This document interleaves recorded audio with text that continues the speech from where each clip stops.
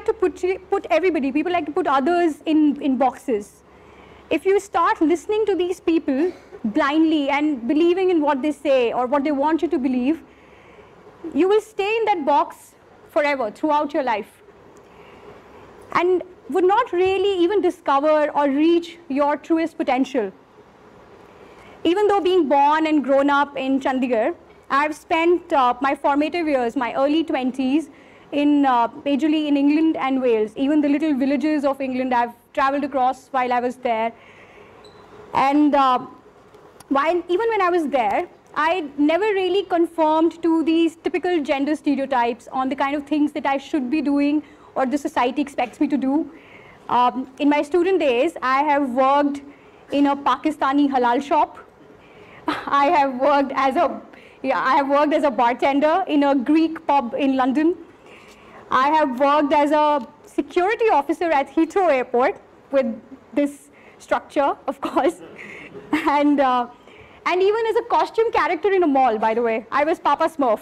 So I have, and for all my spare time while I was in England, I got myself a fighter's license made.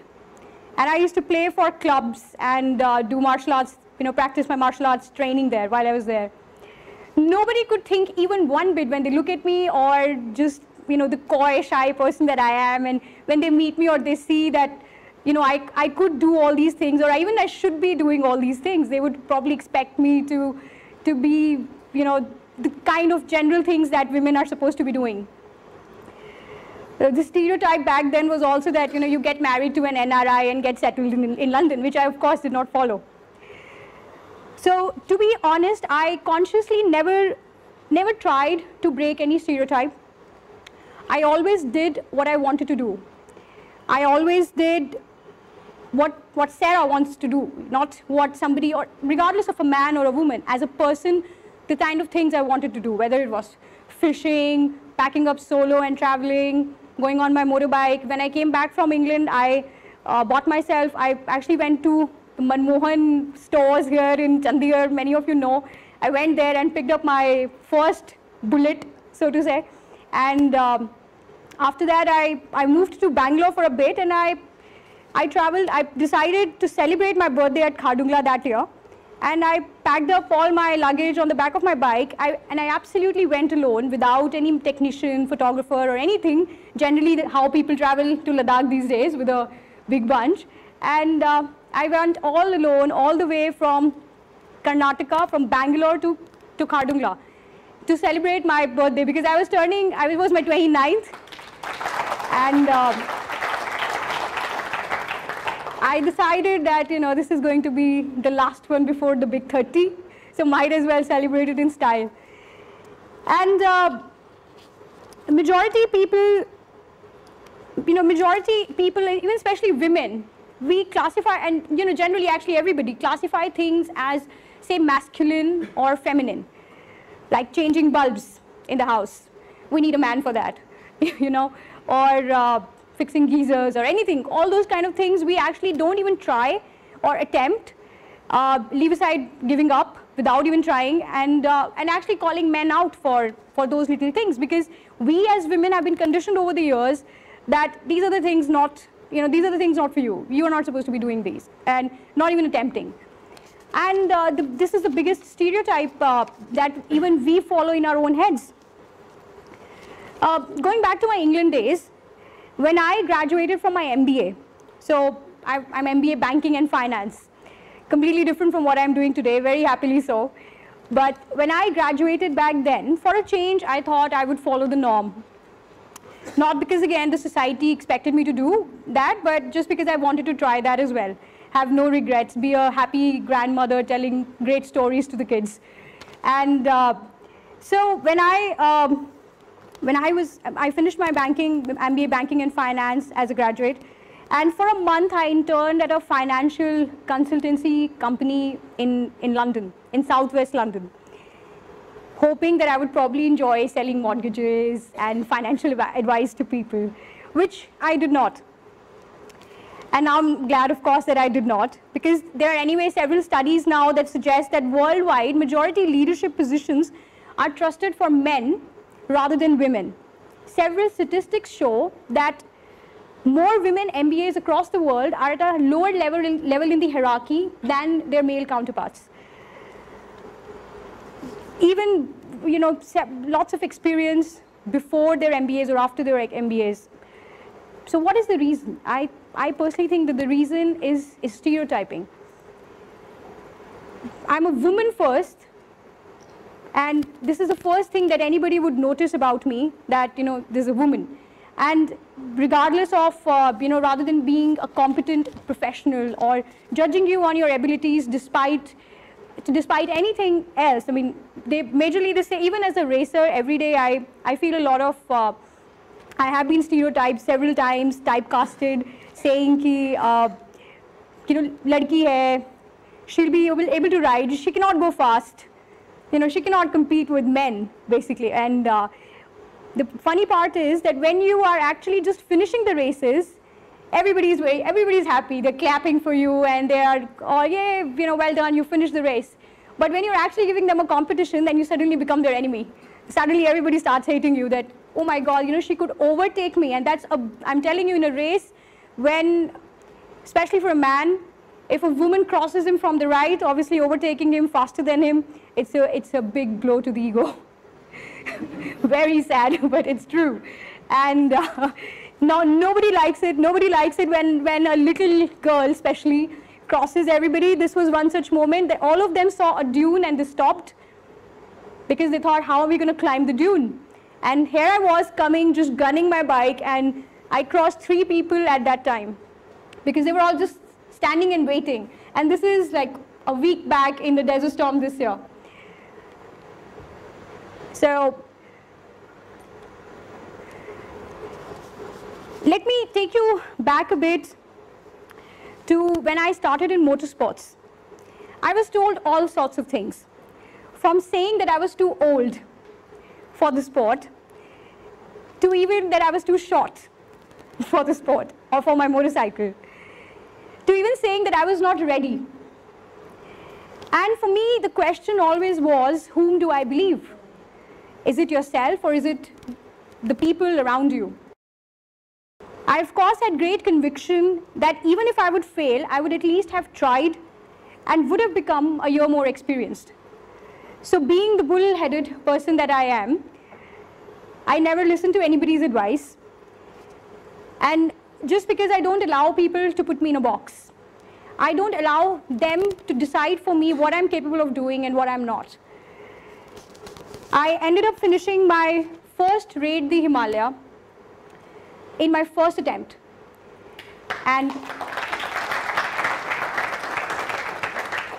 not on a race bike. This is an imported, you don't find these in India off the shelf. These are imported KTM EXC motorcycle that I picked up now because I eventually want to compete and be on the podium rather than just remaining a finisher. But back then, in my first Raid the Himalaya, I finished that race riding a Royal Enfield, which is so not a race bike. Nobody races on Enfields. You know, you just pack and go and chill, and these are more for leisure rides, going to Ladakh and spending 14, 15 days there. You don't really take them for races like Raid the Himalaya. Never for a desert. You're going to sink in the desert with that kind of weight. But the journey only starts here. Before my participation, Raid had been running for 17 years. And there was no woman finisher from India. There was one from Austria, and she was actually on a podium. She's a great rider herself, and not very young at that time. I think probably she was in her late 30s or maybe 40s. But she was the only one from Austria, that woman who had finished, Claudia was her name, who had finished Raid the Himalaya then. 17 years of Raid, not even so many women motorcyclists. We actually see so many in Chandigarh as well. But not even one could go ahead and finish the 6-day race, leave aside being on a podium and competing against the men. There were 2 who had tried, but because of the time, you know, it's an extreme rally. You have time limits to follow. You have maximum permissible lateness to follow. So you go all by the rules, and unfortunately, they could not finish the day 1 of the rally itself. that was when I actually decided that, I really need to try this, because I, in my head, thought that, I can ride motorcycles, I can ride a Bullet. And I was working for Royal Enfield. I thought, I see them building every day. I know the nicks in house of fixing some bits of parts of the bike. And I decided to go ahead and ride the raid that year, regardless of anybody who was putting me in a box and telling me that you can't do it.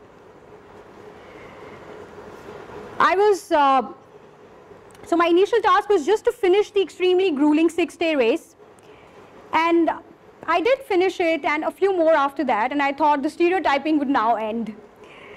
Not really. I was started to be called as a picnic rider, because I used to be the last one on the grid.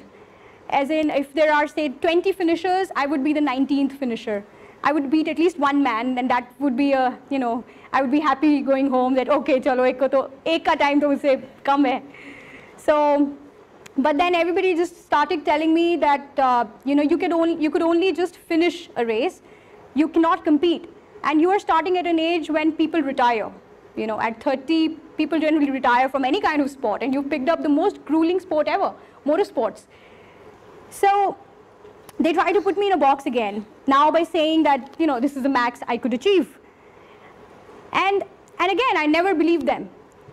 The very next year, I ended up being in the top 12 out of 50 riders that started Raid the Himalaya. This time on a Royal Enfield Himalayan again. And I did not finish that race because of a sad crash that happened, and also a fellow competitor died that year in that Raid the Himalaya, and raid was called off. But I did prove my mettle for all 3 days of the race till I was there. If I was top 12 and I stayed top 12, I did not let anybody overtake me or take my position, so I maintained it. And people who actually said that she got it by chance on the day one, the position, actually got quiet after 3 days. The way they saw me playing with the Himalayan, throwing it in the corners, and basically just gunning the bike on the roads of Spiti, if anybody has ever been there, would know that, off-road otherwise might just sound easy, but when you really go to extreme areas like the Himalayan ranges, anything from Ladakh to Spiti, it's very, very grueling, not only for yourself, but for your machine as well. So this year, in the recently concluded Desert Storm, I became the first woman ever to be in the top 10 of a cross-country rally. I finished 8th overall, and there were competitors like C.S. Santosh, Mark Pedro Garcia, and a lot of people from foreign participation as well. And I was 8th overall out of 45 bikers that started, and I was 2nd in the foreign bikes up to 250cc category. So, well, this is it with all the eulogizing though, but what I'm really trying to say here is that people will keep stereotyping, generalizing, and assuming. It's up to you to break these barriers and do what you want to do regardless of what you're expected to be doing by the society. People will only be thinking that a woman is good at literature, not at maths. She is great for a nursing profession, not defense. She would be better as a housewife than a leader. One needs to learn how to flush these ideas on perceptions and just keep doing what you want to do. As a 32-year-old, unmarried Indian woman living alone who races motorcycles for a living now, when not working, and now dreaming day in and out about being at the start line of the toughest race in the world, which is the Dakar Rally. I have no time for stereotypes, perceptions, negativity, or for people people who think that I can't do something. I want to try it and pursue these glorious dreams, because even if you fail at these glorious dreams, you still come out as a winner. And I'm not going to stay in a box. I'm not going to accept defeat without trying, and I'm going to keep breaking these stereotypes. Thank you very much.